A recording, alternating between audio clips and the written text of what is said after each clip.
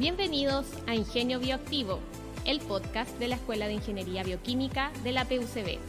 Aquí podrás escuchar cada semana a un docente o investigador de nuestra escuela respondiendo a diferentes preguntas de interés, donde vinculamos bioprocesos, contingencia y sociedad. Te invitamos a escuchar el capítulo de hoy.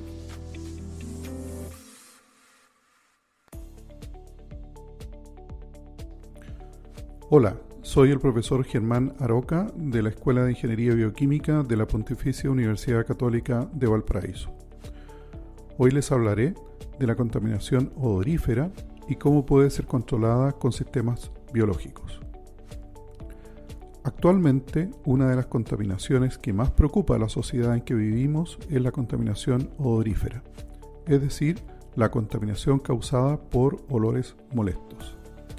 Esta genera una importante pérdida de bienestar y calidad de vida en las personas y comunidades que la sufren, y que de alguna forma es producto del crecimiento de las ciudades y poblados rurales que se acercan o ubican cercanos a las actividades industriales y agropecuarias que las generan.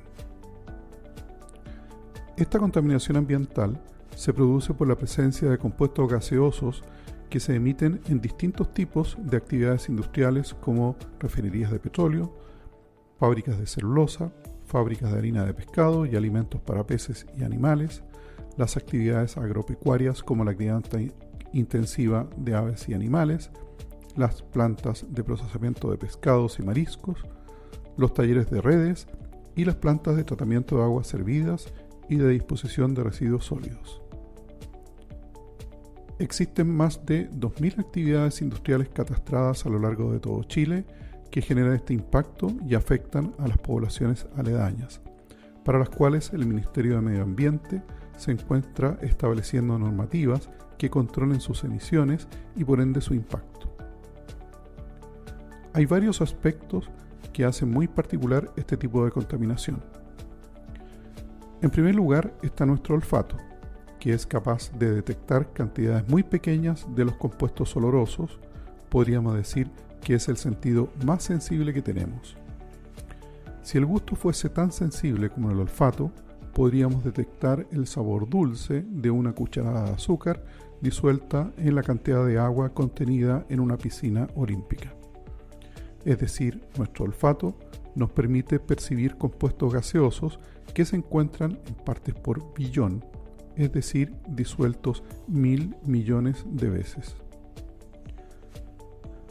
Se dice que el sentido del olfato es el más antiguo del sistema de percepción humano y está directamente relacionado con el sistema límbico, la zona del cerebro donde se procesan las emociones, de tal forma que los olores tienen una influencia directa en nuestro comportamiento y sentimientos, ya que provocan recuerdos y reminiscencias, y por lo tanto su percepción y la reacción que generan en cada uno de nosotros es muy subjetiva. Normalmente hacemos la distinción entre un olor y un aroma. Un olor puede ser característico, evocativo y puede no causar molestia. En cambio, un aroma normalmente se asocia a un olor que nos produce agrado. De los 5 sentidos que tenemos, la vista, el tacto y la audición son percibidos a través de estímulos físicos que pueden ser caracterizados a través de sus medidas características, como en el caso de la vista, la longitud de onda e intensidad de la luz, la presión y temperatura en el caso del tacto y la longitud de onda y el volumen del sonido en el caso de la audición. En cambio, el gusto y el olfato son percibidos a través de estímulos de tipo químico. Para el gusto se han definido 5 caracteres básicos: lo dulce, lo salado, lo ácido, lo amargo y el umami. Sin embargo, para los olores no existen estos descriptores y por lo tanto se hace muy difícil su caracterización y medición objetiva. Los olores pueden ser clasificados en olores simples y olores compuestos. Los olores simples son aquellos que se perciben como consecuencia de la exposición a un único compuesto químico o sustancia olorosa, de tal forma que un olor simple suele ser fácilmente identificable. Por ejemplo, el ácido sulfídrico es una sustancia olorosa fácilmente identificable por su olor característico a huevo podrido. A su vez, los olores simples se caracterizan a través de lo que se denomina el umbral de detección olfativo, que se refiere a la concentración mínima del compuesto gaseoso odorante para generar un estímulo que pueda ser detectado por un porcentaje específico de la población, normalmente el 50%. Un olor compuesto es el que se percibe como consecuencia de la mezcla de más de un compuesto químico volátil odorante. Una mezcla de sustancias olorosas puede producir fenómenos de sinergia, interferencias e inhibiciones, de tal forma que en la percepción de un olor compuesto no siempre es posible determinar la presencia de los compuestos que lo generan, y por lo tanto sus características son difíciles de establecer en forma objetiva. Por ejemplo, decimos que hay olor a basura, o un olor nauseabundo, un olor rancio, o un olor floral, etc. Por lo tanto, su caracterización y medición se dificultan. También es importante saber que la molestia o intensidad de un olor no da cuenta de la peligrosidad del compuesto inhalado.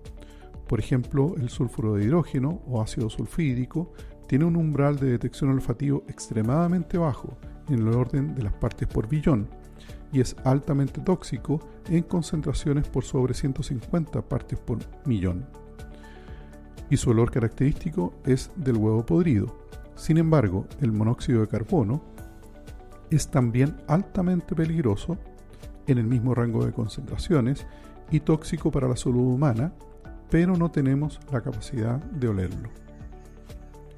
Afortunadamente, existe una forma de medición de la concentración de olor a través de un método que se denomina la olfatometría dinámica, que utiliza la capacidad olfativa de un grupo de personas que ha sido seleccionada por tener un umbral de detección olfativo dentro de un rango de concentración para un compuesto estándar, a la cual se les presenta la muestra de olor en concentraciones ascendentes hasta que lo detectan. La dilución a la cual el olor se les ha presentado ha sido detectada será la concentración del olor. Dada la naturaleza de la fase gaseosa, los compuestos olorosos pueden fácilmente escapar de las instalaciones industriales si estos no son contenidos. Desde estas se pueden generar emisiones fugitivas o difusas que deben ser recolectadas y conducidas al sistema de tratamiento.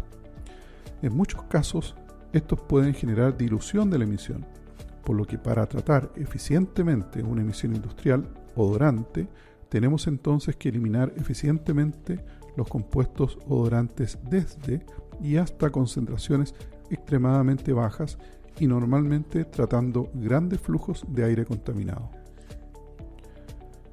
Esto hace que sistemas convencionales de tratamiento de emisiones gaseosas resulten demasiado costosas para la solución de este problema. La biofiltración de gases consiste en pasar la emisión contaminada a través de un filtro en el cual se han establecido comunidades microbianas sobre un soporte orgánico o inorgánico con capacidades para eliminar, normalmente oxidar, los compuestos causantes de la contaminación. Una de las principales características de esta operación es que es posible tratar concentraciones de contaminante muy bajas eficientemente, y esto la hace especialmente atractiva para el tratamiento de emisiones odorantes.